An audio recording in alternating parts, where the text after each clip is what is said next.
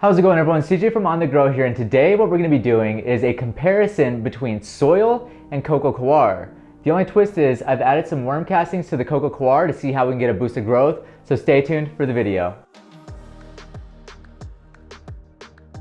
Okay guys, we are going to be experimenting with Coco Coir once again against some organic soil, specifically the Burpee's organic potting mix. Now this is actually the very first soil that we ever started growing with, and we always had incredible results with it. The issue is that we moved to a new city after we started growing with this, and we could no longer find it locally, so we just stopped using it and started experimenting. And that's where we ended up actually bumping into Coco Coir and it becoming our new favorite growing medium. So what we have been doing recently is we've been comparing our first grow medium against our current favorite method, which is growing with Coco Coir, to see the differences. And so far it's looking like the actual organic soil is doing a great job. So what we wanted to do is try to bump up our results with Coco Coir however we can. So we've started experimenting with it. So for this test specifically, what we're going to be doing is we've tested out growing some microgreens on Coco Coir with a little bit of worm castings added to it. Now this is not the first time that we've experimented with worm castings, but this is the first time that we've experimented with this brand of worm casting specifically. Before I ended up buying, it was just at a random garden shop or something, some worm castings, and the results that we got were pretty boring. Like we didn't really get a whole lot of results with it, and I wasn't very happy with it, so I just kind of avoided worm castings. I was like, oh, this is, a bit more of a fad than it is actually beneficial. But the more that I kind of looked into worm castings and seeing a lot of other people have great results with them, I was like, okay, we've got to get back into this. And luckily enough, we had this company reach out to us and send us this worm casting for free so that we could try it out, which I'm really excited to do. Okay, so I have got these trays pulled off the shelf up there and put onto our table so we can take a close look. But before we get into that, let's go ahead and talk about how this experiment actually started. So 12 days ago, what we did is we took 4 of these sprouting trays and we broke them down into 2 groups. There's 2 red labeled trays and there's 2 red and yellow labeled trays. The 2 red labeled trays got 3 cups of Burpee organic potting mix per tray. As for the red and yellow labeled trays, those got 3 cups of Coco Coir, which is essentially ground up coconut shell that retains water very well. And it also got 1 added cup of the Vermis Terra worm castings. After we added the worm castings, we mixed up the cocoa very well so that we could do our best to kind of evenly distribute the worm castings across those 2 trays. And then what we did is we lifted up the trays and got whatever fell through the mesh and poured that back on top so that we didn't just have that sitting in our bottom reservoir. After we smoothed out all of the trays, what we did is we added 11 grams of basic salad mix from True Leaf Market to each one of the trays. I then watered them all very well and put them into a 3-1 germination period. A 3-1 germination period is 3 days with 7 pounds of weight on top, and then 1 additional day where there is no weight on top and the tray is actually reversed to act as a blackout dome. After we took them out of blackout, we put them onto our shelf up here, which has 3 of our Burina T5 LEDs. These lights do a great job and they grow microgreens very well for very inexpensive upfront cost and daily running cost. Today is the 8th day that these microgreens were in the light, and they are getting so tall that I really need to harvest these right about now or they're just gonna begin falling over. So let's go ahead and take a closer look. So if you guys remember, the 2 trays right here, which are red and yellow labeled, are the 2 Coco Coir trays with the worm castings added. And then the 2 red labeled trays right here are the trays that had only the Burpee organic soil. Now all 4 of these trays had only water throughout this entire process and nothing was done to the water. It came straight out of the tap. So like I stated, this is the 8th day that they have been growing now out in the light, and they are all looking really, really nice. Starting over here with our Coco Coir trays, I'm really loving the height on these. Again, it is really mixed in its growth. You've got some high ones and some low ones, but overall, I think that these trays do look really solid, and I'm loving the size of the cotyledons on these. Comparing the 2 trays side by side that are both the worm casting and the Coco Coir, I would say that the further tray over here does have a little bit more of that sporadic tall growth compared to the tray next to it, which seems to be a lot more uniform in its canopy. And overall, I think it looks really great. There is a little bit of undergrowth, but really it is not too bad at all. And both of these trays do have a really nice rounding to them. Now let's go ahead and take a look at the 2 soil trays right here. Immediately, what I'm noticing on this first soil tray is some weird growth kind of up here in the front. I'm not sure if these were just reaching really hard or what was going on here, but it's just, we've got kind of a weird growth zone. You can see everything else is pretty filled out all the way around. You can see a lot of the microgreens leaning over here, but for some reason these guys were just trying to go that way. Maybe they were stretching the wrong way towards light. Not really sure. But overall, I do like the growth on it. They do seem a little bit shorter than the Coco Coir trays. If you try to take a look at this side by side, I just feel like the Coco has a bit more sustenance to it, more volume to it compared to the two soil trays. Overall, at first glance, I think that all four of these trays do look really healthy and happy, and I am excited to see what kind of harvest weights we can get out of this. So what I'm going to do now is I'm going to harvest all four of these trays, and I'll see you guys in just a moment with all the harvest weights.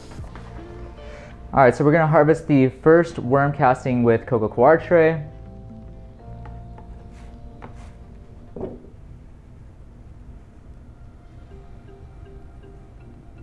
I'm actually loving the coloration that I'm seeing at first glance. We're getting a lot of those purples right here in the stem, and overall that growth looks really, really solid on these trays. So I'm excited to see what kind of harvest weight we can get out of this.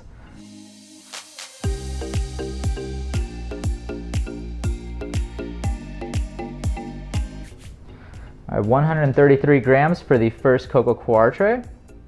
Okay, so I'm gonna pull some of this first group so that we can see how it's gonna look compared to the others. Second Coco Coir tray.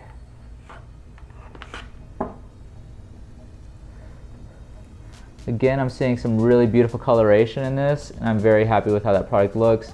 There's a few of those little seed holes right here, but if you kind of knock those out, they'll fall right out.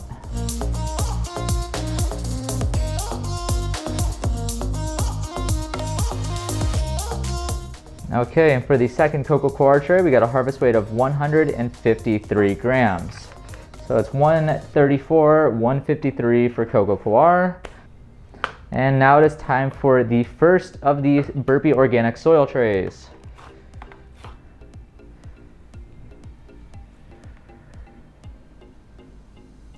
Again, I'm really loving the coloration that I'm seeing. It looks very similar to the Coco. We have some very beautiful purples in there, so I'm excited to look at these side by side here in just a minute.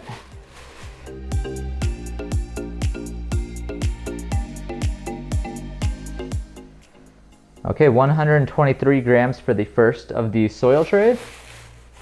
Okay, and for the second of the soil trays and the very last tray that we need to harvest.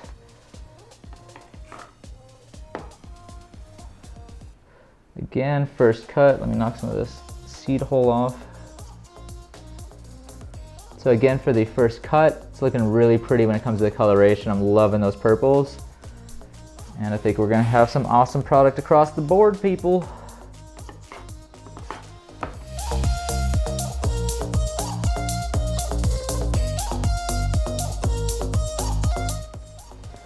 Okay, and as for the second soil tray, we are at 135 grams.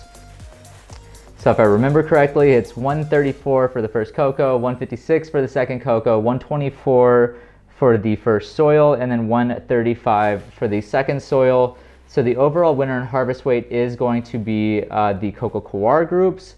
But let me go ahead and get some of these pulled aside from the soil group so we can take a look at the appearance.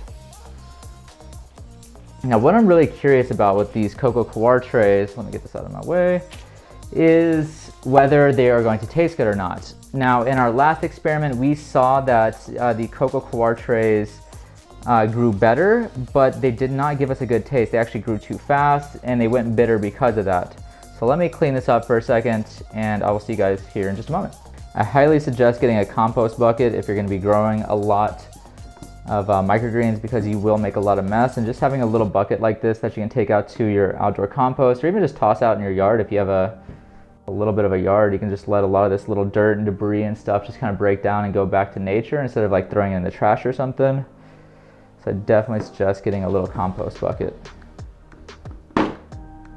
Now let's go ahead and move into the appearance and take a look at what these guys look like side by side and see if we see any major differences. So let me go ahead and reverse this so we can see just a little bit more here. So again, now we got the switch up happening. This is our Coco side right here, and this is our soil side over here. Let's go ahead and start with our Coco groups.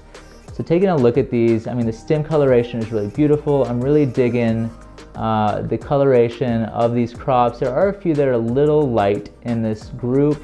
The cotyledons are a little light, for example, on this guy right here. But overall, I think that we do have a really nice, beautiful stem coloration, and I am really digging the colors. I'm just digging it.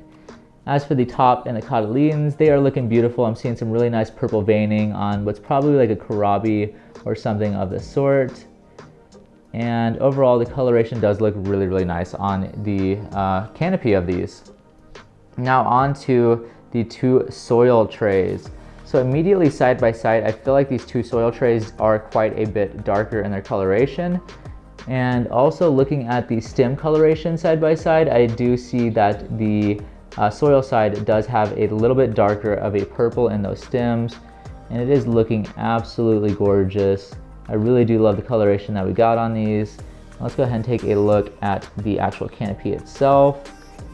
And yeah, as you guys can see, so over here we've got the cocoa, and you can see how kind of light these are compared to how deep and rich the coloration is on the canopy of the soil trays. So I will say that overall the winner for this experiment is the soil trays, though I do think that the cocoa do look really nice. They're just looking a little bit light for my opinion. Now let's go ahead and do a taste test. Oh my goodness, these just love to snag on each other. So I'm gonna go ahead and start over here on the cocoa side. Okay, so just tasting the first Coco Coir tray, it does taste nice. There's a nice brassica flavor. It does have a nice chewiness to it, and overall the product does taste really good. I was hoping for a little bit more of that brassica flavor, but I do think that that flavor was really nice on it. Now let's go ahead and move over to the two soil trays. Again, they just love to grab onto each other. Come on, let go, please. Let go. Like that movie from Cliffhanger. That movie, that scene. All right, so the second group, which is the soil group.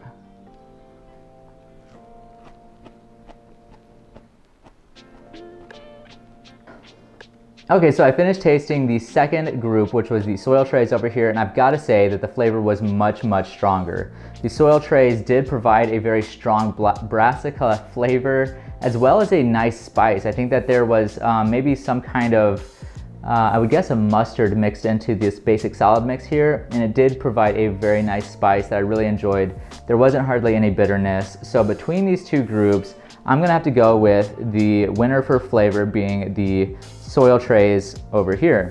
All right, now it is time to choose an overall winner for this experiment.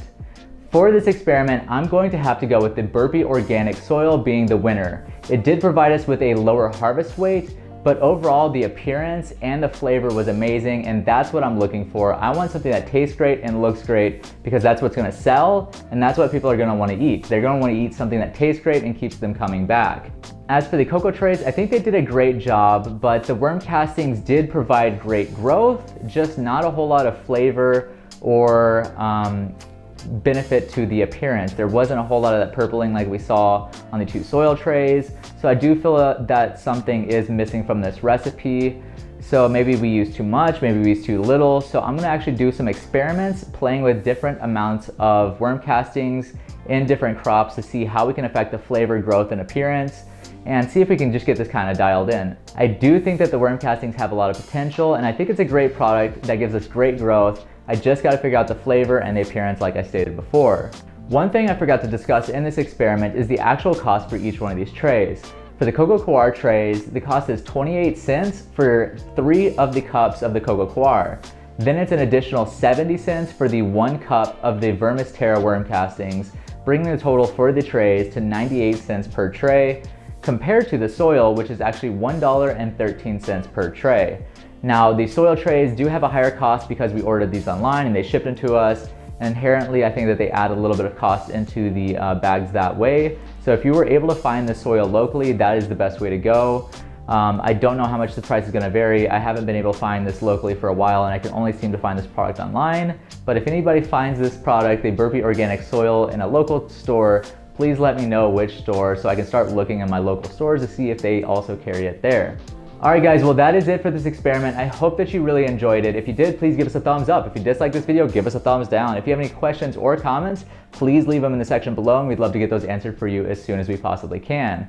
Our Instagram and our Facebook are both at On The Grow Farms, and our website is www.onthegrow.net. Thank you so much. Have a great day and keep on believing.